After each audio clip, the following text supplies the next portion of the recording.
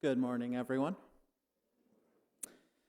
So sometimes when I am researching and writing sermons, I like to have the TV on just to give some background noise, And this week I happened to put on one of my favorites, Indiana Jones and the Last Crusade.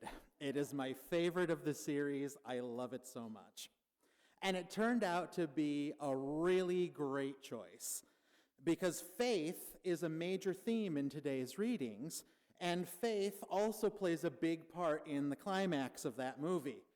Now, if you haven't seen it, I'm sorry, spoiler alert, but it's also a 30-year-old movie, so you've had plenty of time.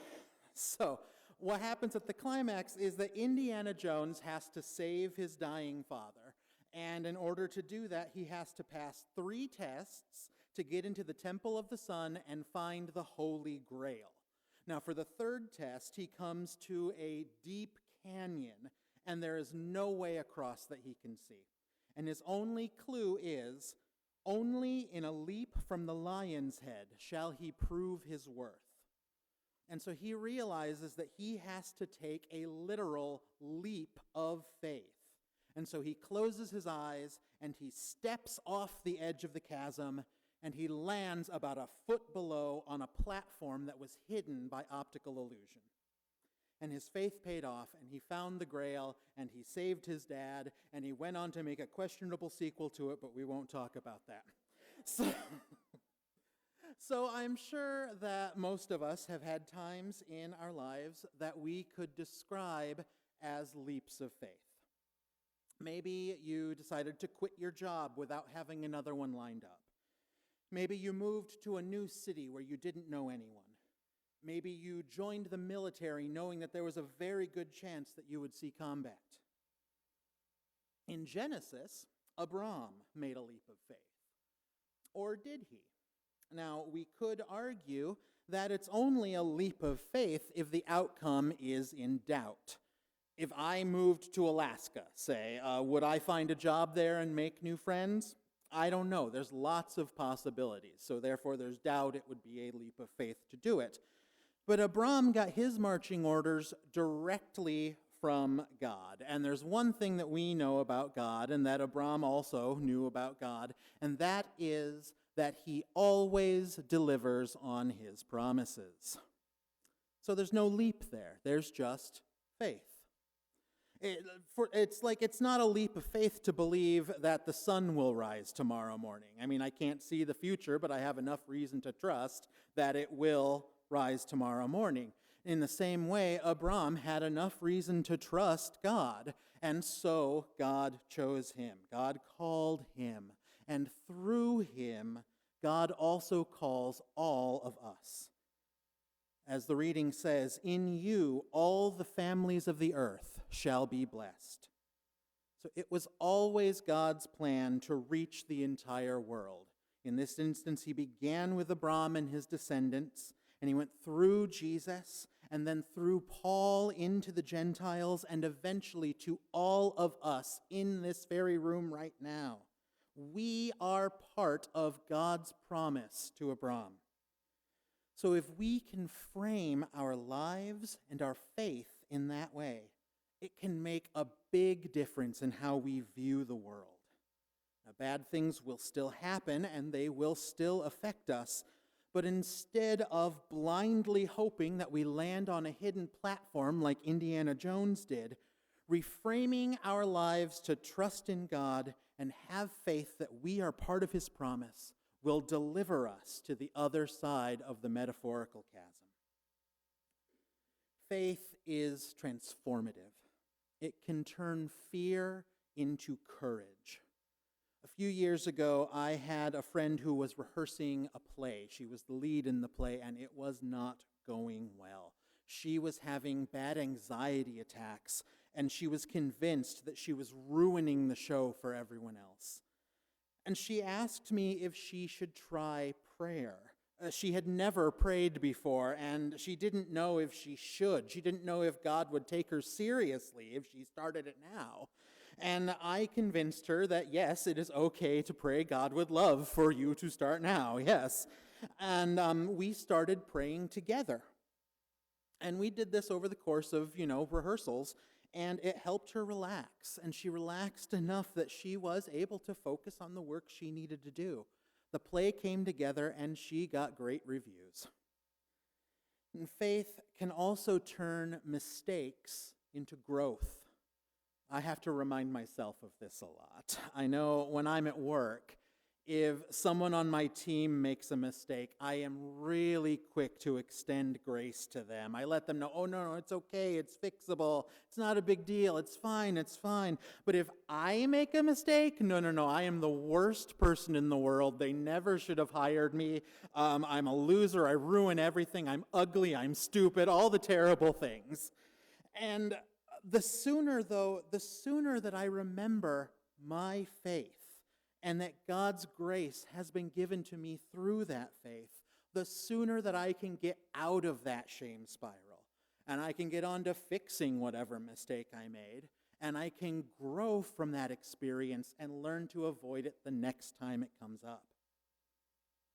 And faith can also transform judgment into compassion. I'm not just talking about how we judge ourselves sometimes, like when I'm at work. I'm talking about judging other people. And Jesus reminds us of that in today's gospel. Why does your teacher eat with the tax collectors and sinners? The Pharisees asked. Now, in today's world, it's a joke to talk about not liking tax collectors. For example, what's the difference between an IRS agent and a mosquito? One of them is a blood-sucking parasite, and the other is an insect. I'm kidding. If there are any IRS agents out there, I'm sorry. Please don't audit me. But it's a joke. We joke about it. It's good for a laugh. No one takes it seriously. But in biblical times, in first century Palestine, it was not that way. Tax collectors were traitors to the Jewish people. They were agents of the Roman oppressors, and often they were thieves who demanded extra money that they kept for themselves. They were absolutely social outcasts. They weren't allowed in the temple, and they probably would have been disowned by their family. But Jesus knew that they were still a part of God's promise to Abram. Now, think about it. They would have grown up going to the temple. No one's born a tax collector. And they probably had beautiful memories of going to the temple. And I bet a lot of them missed that connection to God. It was part of their identity. And probably some of them only became tax collectors because they were desperate for a job. They were so desperate for a job so that they wouldn't have to sell themselves into wage slavery. And Jesus saw that they were children of God who longed to return to that grace. And so he made sure that they knew that they were included in it. June is LGBTQ Pride Month. The church, and by the church I mean Christendom, not Good Sam, the church doesn't have a good record of inclusion of LGBTQ people. That's putting it mildly. I know so many people who went to church as kids and they miss that feeling of community and of grace. But even though they know that affirming churches like here at Good Sam exist, the pain that they experienced from being shamed or disowned or in some cases physically abused is too much, and they cannot bring themselves to step foot inside a church. They feel cut off from God's grace. And it's not just LGBTQ people. There are churches where divorced people cannot participate. There are churches where addicts are shunned. There are churches with unexamined legacies of segregation. Jesus had faith that God's grace extended to all outcasts. And that's why he ate with tax collectors and sinners. That's why he called Matthew to follow him in the same way that God called Abram. Jesus shared his faith, and he rekindled Matthew's faith, which inspired him to change his life.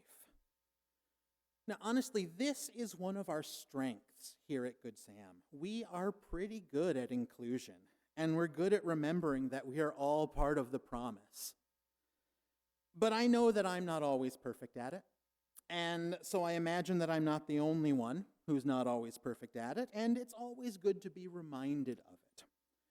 So, also, we're human, and so we have blind spots sometimes that we don't even realize. So I encourage all of us to look around, both here in our congregation and in our lives in general, and ask ourselves, who don't we see? Are we unconsciously driving people away? Are we not working hard to reach out and include people?